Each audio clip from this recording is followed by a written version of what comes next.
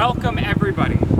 We are gathered here today among family, friends, and loved ones for the purpose of uniting Dana Lynn Smith and Fiona Elizabeth Wilkes in marriage.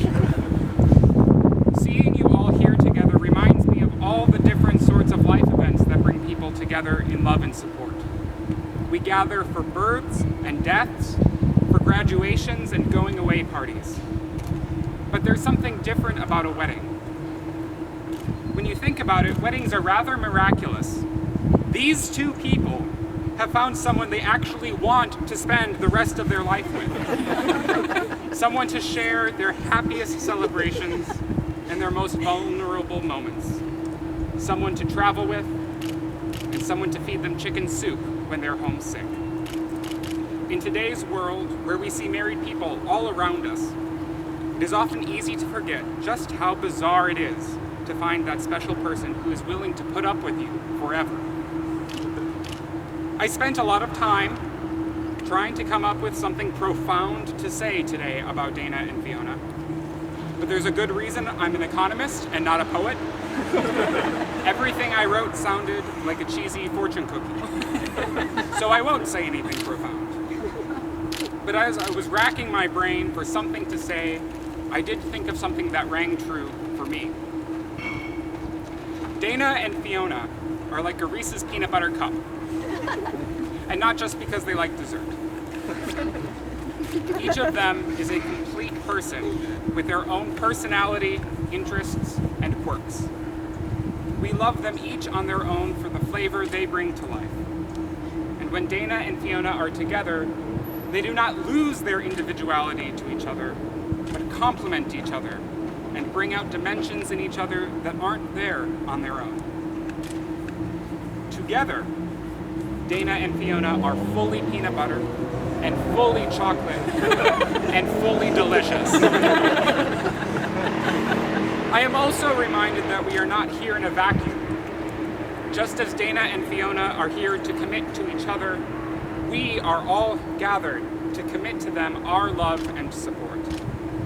As I look around at these beautiful trees reaching up to the sky with roots grasping down into the earth, I also see all of you encircling Dana and Fiona, lifting them up, rooting them in the loving bonds you share, nurturing them to grow in love and life in the coming years. Now I want to invite some of Dana and Fiona's friends and family to share some readings about what love means to them.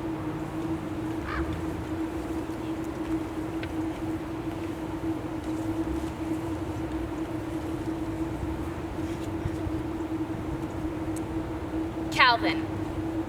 Hobbs, what's it like to fall in love? Hobbs. Well, say the object of your affection walks by. Calvin. Yeah? Hobbs. First, your heart falls into your stomach and splashes your innards. All the moisture makes you sweat profusely. This condensation shorts the circuits to your brain and you get all woozy. When your brain burns out altogether, your mouth disengages and you babble like a cretin until she leaves. Calvin. That's love? Hobbs. Medically speaking. Calvin. Heck, that happened to me once, but I figured it was cooties.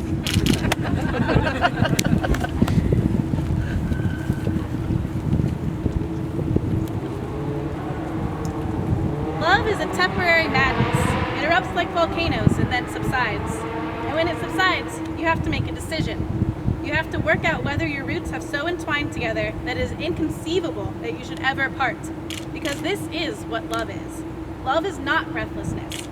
It is not excitement. It is not the promulgation of eternal passion. That is just being in love, which any fool can do. Love itself is what is left over when being in love is burned away.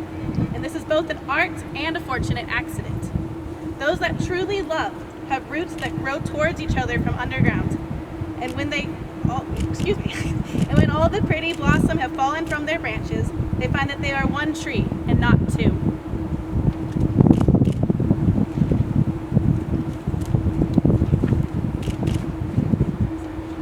What I'm feeling I think is joy, and it's been some time since I've felt that blinkered rush of happiness.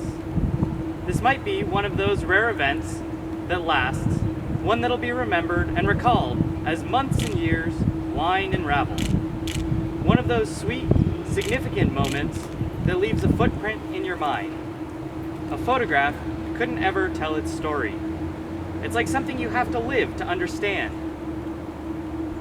One of those freak collisions of fizzing meteors and looming celestial bodies and floating debris, and one single, beautiful red ball that bursts into your life and through your body like an enormous firework, where things shift into focus for a moment and everything makes sense, and it becomes one of those things inside you, a pearl among sludge, one of those big exaggerated memories you can invoke at any moment to peel away a little layer of how you felt, like a lick of ice cream, the flavor of grace.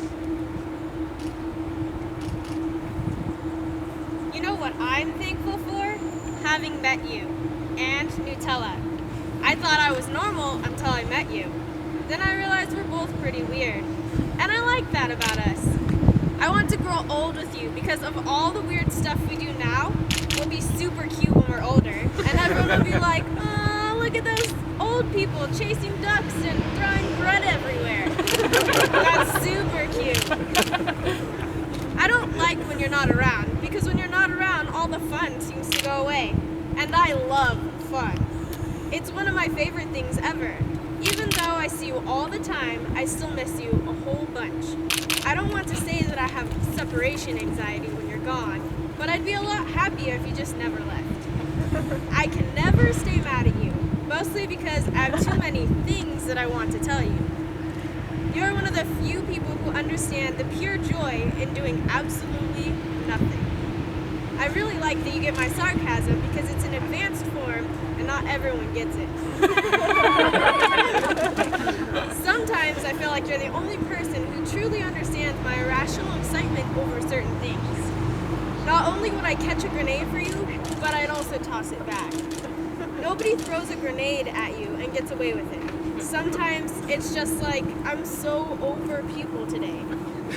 And on those days, you're the only one I want to see. Some people are all, you're the cheese to my macaroni, but our bond is much greater than noodles. You're more like the cheese to my macaroni, pizza, crackers, nacho, and burgers. If I had 100 wishes, spend more time with you would be around wish number 5. I plan on bugging you every single day for the foreseeable future. Now, Dana and Fiona have prepared their own vows, which they are going to share with each other now.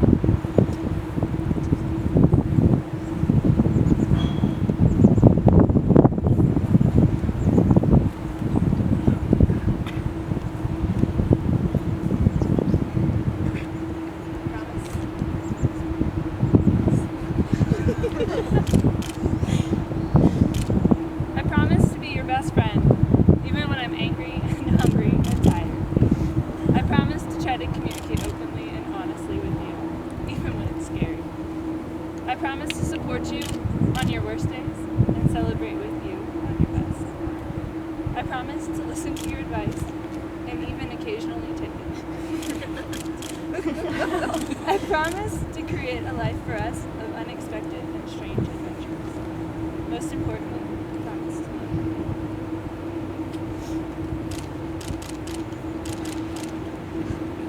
I promise to be your best friend, even when I'm angry and hungry and tired. I promise to try to communicate openly and honestly with you, even when it's scary. I promise to support you on your worst days and celebrate with you on your best. I promise to listen to your advice, even occasionally take it.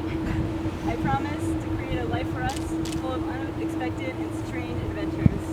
And most importantly, Dana, I promise to love you. And kiss you.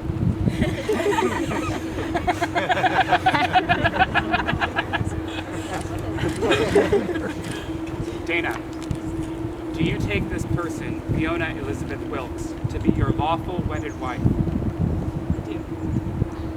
Fiona, do you take this person, Dana Lynn Smith, to be your lawful wedded wife? I do.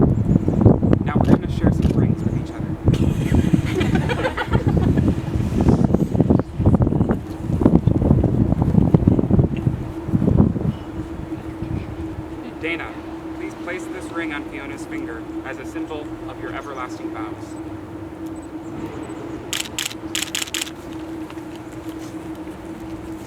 Fiona, please place this ring on Dana's finger as a symbol of your everlasting vows.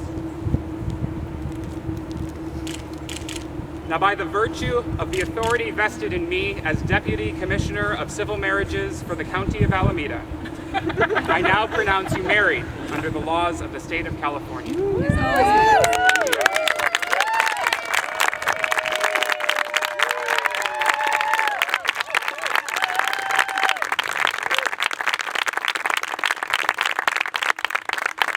The party happens now. You can follow the bridal party back. We're going to take some pictures and you'll get to see these two in just a few minutes. Thank you all for coming.